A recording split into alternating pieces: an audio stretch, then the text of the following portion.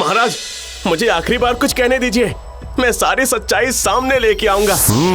वो तो पहले ही साबित हो चुका है कि तुमने इस सौदागर की चीजें चोरी की है। अब कौन सा सच सामने लाओगे? अरे महाराज, मुझे बात तो करने दीजिए, नहीं तो एक दिन आपको महसूस होगा कि आपने एक निर्दोष इंसान को बिना किसी गलती के कत्ल कर दिया। मान लीजिए कि मौत के रास्ते जाने वाले इंसान की ये आखिरी रात है। ठीक है, बोलो। मैं काफी गरीब था, किसान का बेटा। नहीं महाराज, ये झूठ बोल रहा है। राजा की तरह जिसके पास इतना बड़ा घर हो, वो किसान का बेटा कैसे हो सकता है? इसका मतलब इसने और भी लोगों से चोरी की है। हाँ, रुकिए, सुनने दीजिए। मेरे पिताजी को बहुत शौक था कि राजा की तरह घर बनाएंगे, तो उन्होंने अपना सारा खेत बेचकर वो घर बनाया है।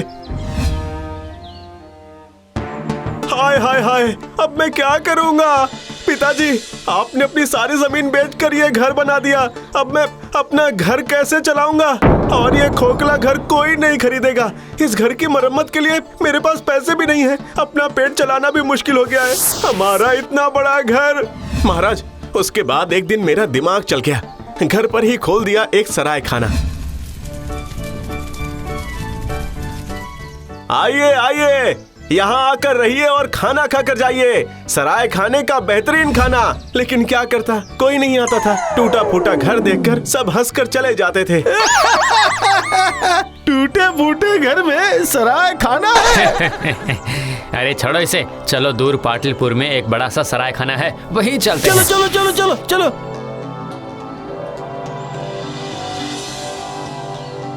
सब चले जाते हैं यहाँ से। अच्छा अच्छा खाना बनाकर मैंने बहुत कोशिश की पिताजी, पर कुछ नहीं बिका।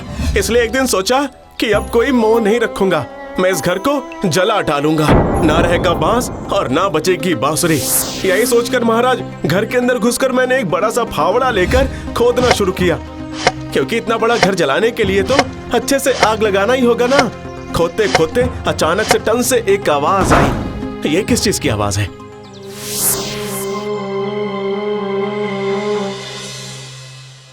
खजाना? पिताजी, तो आपके दिल में यही था। तो फिर आपने मरते वक्त मुझे ये बताया क्यों नहीं? हाँ महाराज, ये सब मैंने खरीदा है। मुझे लगता है कि ये सब कहीं से चुराया गया है, वरना एक किसान के घर में खजाना कहाँ से आएगा? हाँ, तुम चुप हो जाओ, पहले पूरी बात सुनने दो। उसके बाद महाराज, मैंने घड़ा पलट कर देखा तो उसमें सब तांबे और लोहे का सामान था। अरे किस्मत, सोचा क्या और हुआ क्या। मैं इन सब का क्या करूंगा? धत धत। ठीक उसी वक्त मेरे दिमाग में एक विचार आया।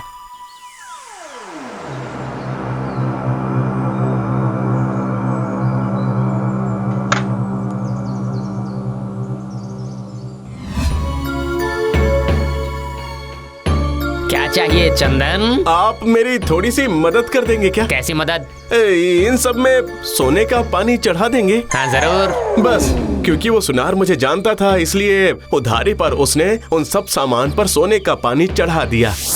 मतलब तूने जो सामान मुझे दिया है उन सब में सोने का पानी चढ़ा हुआ है? महाराज, आप उस सुनार को तो बुलाइए। ठीक है, सुनो सुनो, जल्दी से उस सुनार को उठा कर लाओ। महाराज, आप इसकी इस कहानी को क्यों सुन रहे हैं भला? हाँ, रुक जाइए। अगर आपने मेरे काम में टांग अड़ाई तो तुम्हें कठोर दंड दूंगा। प्रणाम महाराज, मुझे इस तरह से उठाकर क्यों लाया गया है? मुझसे कोई गलती हुई है क्या? नहीं नहीं, तुम इस आदमी को पहचानते हो? जी महाराज, ये तो चंदन है। तो क्या इसने तुम्हें कुछ तांबे और लोहे पर सोने का पानी चढ़ाने के लिए बोला था? जी महाराज, उस काम को करके मैं खुद पर काफी गर्व महसूस कर रहा था। आज तक किसी को पता नहीं चला कि वो सोने का नहीं है। हाँ, इसने वो सब क्या बेच दिया था? नहीं नहीं नहीं नहीं नहीं नहीं, आखिर बेचेगा क्यों? वो सब घर में अलग अलग जगह पर टांग कर रखा था।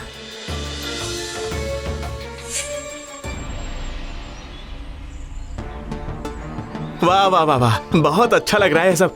घर का नक्शा ही बदल गया है। हाँ, ये घर बिल्कुल राजमहल की तरह लग रहा है।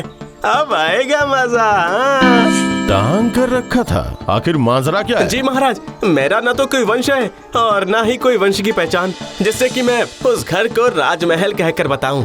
तो कोई मेरे सराय खाने में क्यों ही आएगा भला। इसीलिए इन सब चीजों को ही दीवार पर टांग कर प्रचार करना शुरू कर दिया।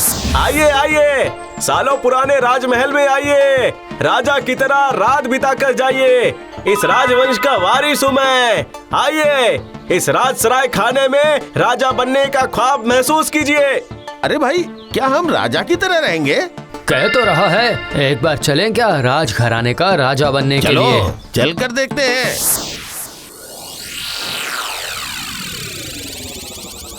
महाराज, उसके बाद से लोगों का आना बढ़ गया।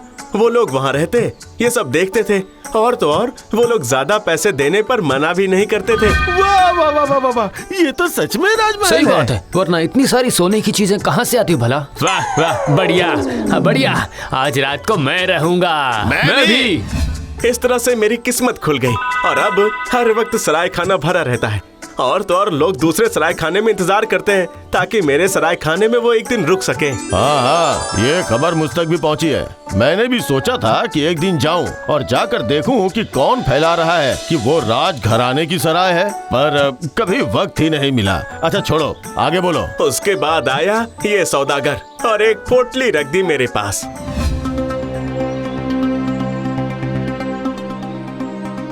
सोने पर कोई हाथ मत लगाना, सिर्फ देखने के लिए है। आगे बढ़िए, आगे बढ़िए। आज मैं यहीं पर रहूंगा, इसे संभाल कर रख दो। इसमें मोहर है, खोनी नहीं चाहिए। लेकिन चिंता मत करो, इसका मुंह बंद किया हुआ है, खुल नहीं सकता। मैं उस पोटली को उठाकर रख देता हूँ। लेकिन उस दिन मेरे सराय खाने में 2 और लोग आए थे। उन लोगों ने भी अपनी पोटली मेरे पास रखी थी। मैंने सबकी पोटली उठाकर रख दी, पर मैं समझ नहीं पाया कि वो दोनों छठे हुए बदमाश थे। लेकिन उस रात को एक घटना घटी।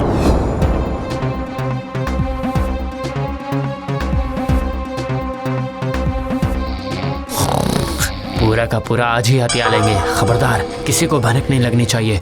पहले अपने मोहर ले लेता हूँ, उसके बाद जो करना है करूँगा।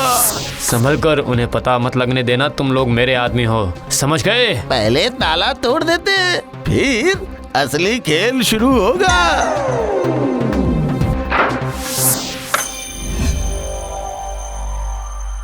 ए चोर चोर चोर! आवाज सुनकर मैं दौड़कर आया और देखा कि संदूक तोड़कर मोहर की पोटली निकाल रहे हैं वो लोग। मैं और मेरे प्रहरी जब चोर को पकड़ने गए तो उस वक्त इन्हीं के शागिर्दों ने इन्हें मारकर भाग जाते हैं। अरे अरे, कहाँ जा रहे हो तुम लोग? अरे वो सब मेरा है, मुझे देख कर जाओ। अब ये सब कुछ हमारा है।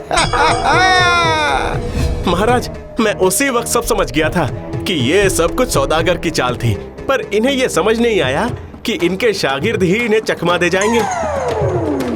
और उसी चकमे की वजह से अब ये सारा दोष मेरे ऊपर थोप रहे हैं। नहीं नहीं नहीं नहीं, ये झूठ है, ये झूठ है। महाराज, अगर इनकी बात सच है तो आप ही बताइए कि मेरे पास रखे हुए मोहर की पोटली मैं इन्हें दिखाकर चोरी करवाता क्या? पहले उसे छुपा देता और सुबह उठकर कहता कि चोर ने सब कुछ चुरा लिया है। सही कहा। अगर कोई चोरी करेगा तो वो रात को सौदागर को बुलाकर उसके सामने सब कुछ नहीं करेगा, वो तो सारा काम छुप कर करेगा। महाराज, फिर भी इसकी सजा कम नहीं होती, क्योंकि इसने तो मुझे धोखा दिया है। सोने का पानी चढ़ा हुआ सामान मुझे दे दिया था और कहा था कि मैं ये बात किसी को ना बताऊं, वरना उसके सराय खाने की बदनामी होगी। सही कहा। ये क्यों किया था तुमने? महाराज, ये मैंने खुद से यह जानबूझकर नहीं किया है। सौदागर ने कहा था मुझसे। नहीं नहीं नहीं नहीं नहीं, मैं ये किसी हाल में नहीं मानने वाला। सबको बता दूंगा कि तुम लोग चोर हो। मेरी चीजें चोरी की है तुम लोगों ने। तुम लोगों पे भरोसा नहीं किया जा सकता। देखता हूँ कि तब तुम्हारा ये सराय खाना कैसे चलता है। हाँ, नहीं नहीं, ऐसा मत कीजिए। काफी तकलीफों से मैंने इस सराय खाने को बड़ा किया है। ठीक है, मैं तुम्हें बख्श देता हूँ अगर तुम मुझे अपनी सोने की चीजें दे दोगे तो। महाराज, मजबूर होकर बदनामी के डर से ये सब मैंने इन्हें सौंप दिया, लेकिन आज तक किसी ने आपसे कोई शिकायत की है क्या? हाँ, कि मैं चोर हूँ? नहीं, बिल्कुल भी नहीं। मंत्री, सौदागर को बंदी बना लो।